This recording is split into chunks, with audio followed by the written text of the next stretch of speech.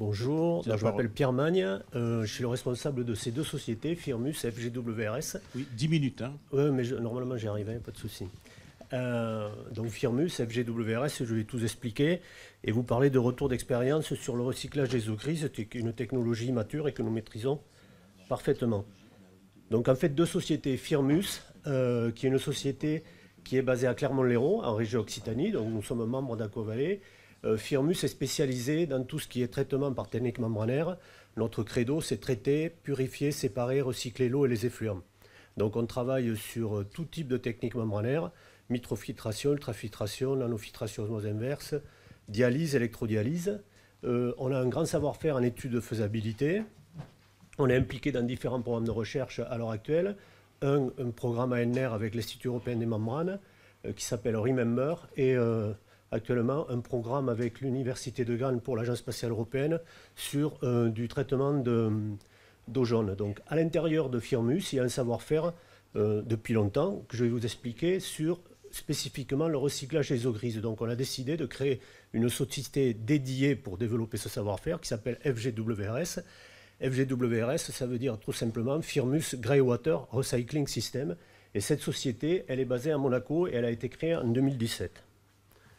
Donc les eaux grises, bon, c'est une terminologie qui commence à rentrer dans le domaine public. Qu'est-ce que c'est? Les ressources, ce sont les douches, les eaux qui proviennent des douches, des lavabos, des lave-linges, des hammams et des piscines. On les traite au travers de notre procédé, qui est un double étage membranaire ultrafiltration osmose inverse, pour les renvoyer vers les usages qui auront été sélectionnés. En premier lieu, la cuvette des WC, puisque tout le monde est d'accord ici pour dire, pas qu'ici d'ailleurs, que c'est une aberration d'envoyer de nos jours de l'eau potable dans la cuvette des toilettes, mais on peut aussi les destiner vers le nettoyage, de l'arrosage, pourquoi pas vers les douches, les lavabos, les lave-linges bien entendu, les piscines et les hammams.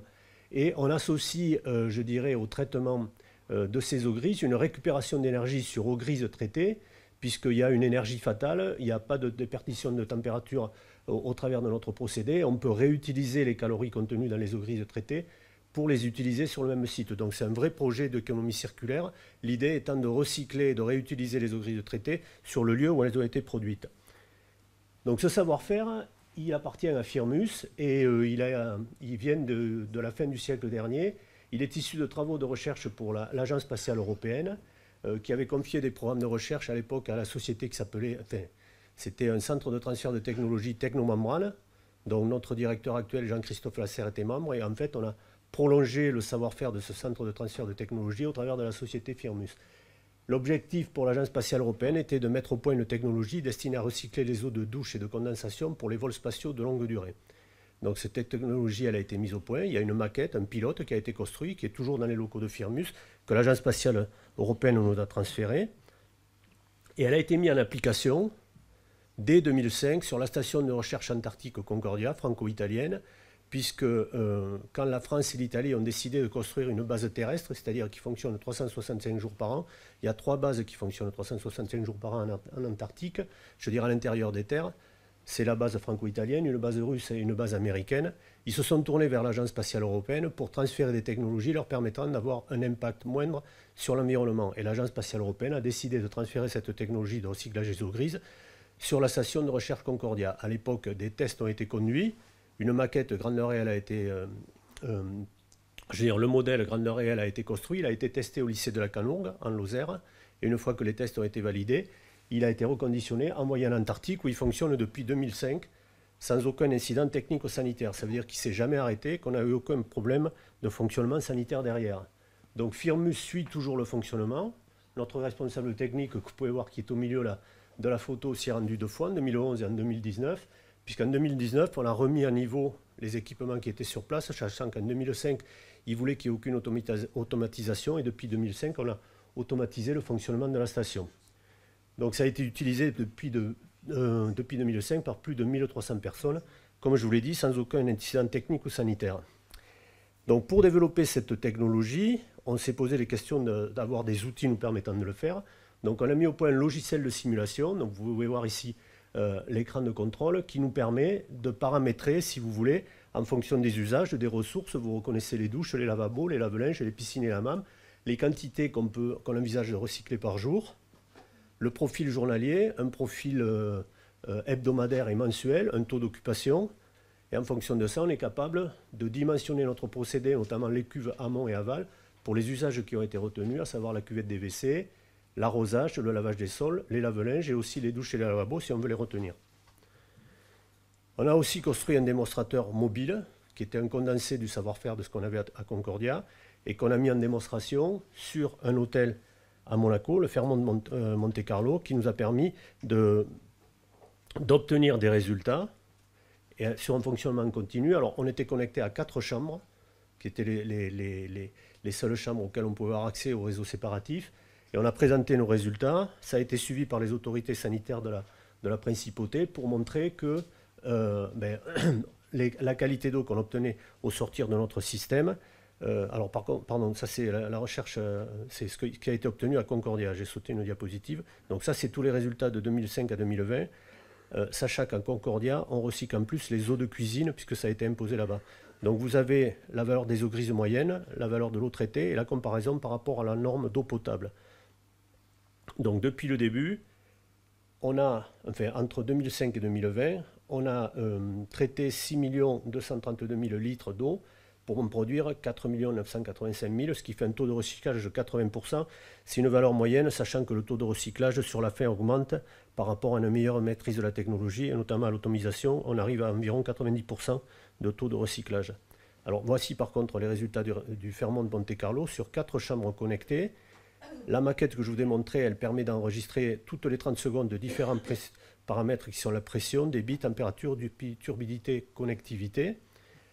Toutes les 6 heures, on récupère ces analyses et ça nous a permis de démontrer un taux d'efficacité de 85%, une consommation électrique moyenne d'1 kWh par mètre cube d'eau traitée et des relevés de température qui montrent que l'eau traitée a une température moyenne de 25,8 degrés.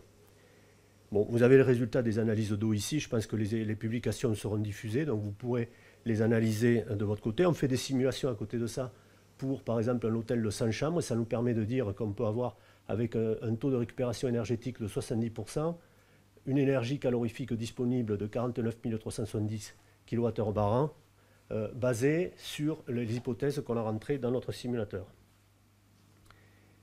Pour développer ce procédé, si tout le monde est d'accord que c'est une aberration d'envoyer de l'eau potable dans la cuvette des WC, on a encore des objectifs, des barrières réglementaires.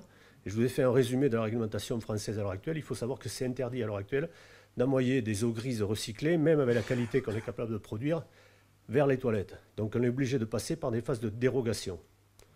Donc il faut soumettre un dossier à la préfecture, travailler avec les ARS pour obtenir une dérogation permettant d'utiliser ces usages.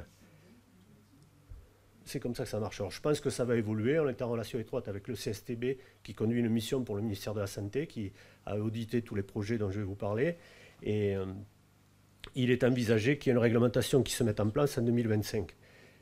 Ça concerne les hôtels, les bâtiments collectifs et les centres sportifs.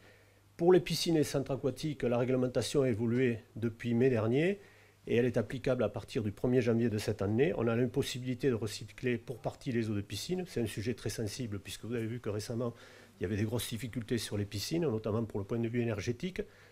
Si on recycle nos eaux, ce qui est assez facile à faire pour nous parce qu'elles sont très peu chargées sur les piscines, on va renvoyer aussi de l'eau à température. Donc ça représente aussi pour les piscines une économie d'énergie extrêmement significative, encore plus vu l'augmentation du prix de l'énergie à l'heure actuelle.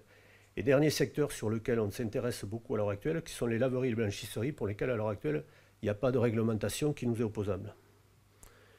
Donc les résultats des dernières opérations qu'on a conduites, en plus de ce qui continue à se faire à Concordia, on est intervenu sur les 3 dernières éditions du tournoi de Roland-Garros sur une période de 3 semaines où on recyclait les eaux de douche des vestiaires d'entraînement, c'est-à-dire que tous les joueurs et les joueuses de tennis qui se douchaient, leurs eaux de douche étaient collectées, on les traitait, on les envoyait vers la cuvette des WC. Tout ça, ça a été fait après obtention d'une dérogation auprès des ARS de la ville de Paris. Donc j'ai dû soumettre un protocole, expliquer notre principe de fonctionnement. Et on a été soumis à des analyses hebdomadaires des eaux grises, des eaux traitées et de l'eau du réseau. Et en plus, à une signalétique particulière, à côté des cuvettes des WC, on était obligé d'apposer, on a mis cet étiquetage eau non potable au cas où un joueur de tennis arriverait, se jetterait pour s'abreuver dans la cuvette des WC. Non, mais c'est la réalité, c'est comme ça que ça fonctionne. Bon, c'est pas gênant parce qu'ils nous ont fait des belles étiquettes sur Roland Garros. Là, je vais avoir fini. En plus, bon, on a recyclé les eaux grises du pavillon de Monaco sur l'exposition internationale Dubaï 2020. Donc, on a obtenu une autorisation des autorités des Émirats arabes unis. Et on a à l'heure actuelle un petit appareil que vous pouvez voir ici, qui est le dernier de notre gamme, qui recycle les eaux grises au musée océanographique. Bon, les projets que nous avons en cours. Après, j'avais une vidéo de présentation où Thomas Pesquet parle de notre solution, mais je vous laisserai regarder après. Donc voilà.